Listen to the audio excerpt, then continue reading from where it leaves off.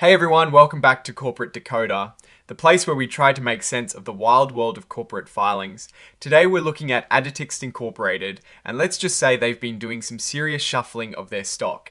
Aditxt Incorporated just dropped a report detailing a significant corporate action, a reverse stock split. This might sound complicated, but we're going to break down exactly what that means for the company and its shareholders.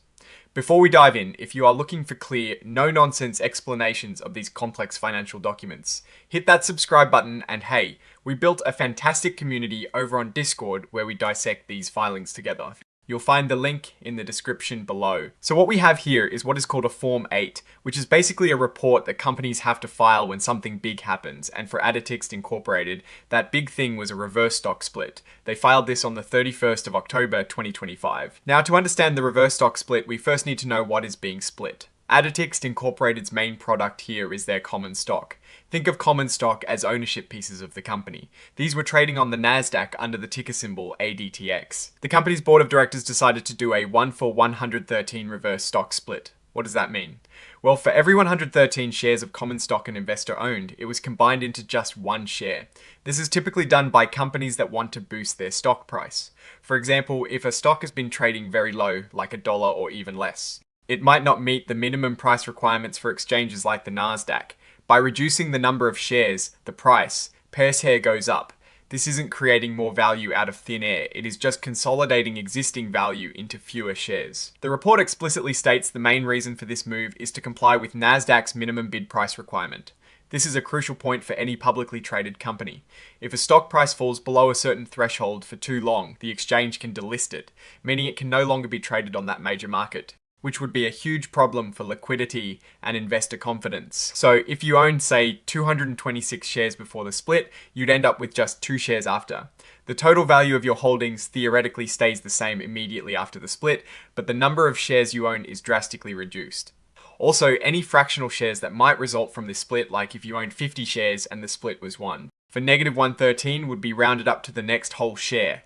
This prevents investors from being stuck with tiny fractions of shares. Even though the number of shares has changed, the company's stock will still trade under the same ticker symbol. ADTX, however, they did get a new CUSIP number, which is essentially a unique identifier for securities. The company also announced this move through a press release on the 29th of October 2025. This is standard practice to inform investors about such significant corporate actions. The press release itself is included as an exhibit in this filing.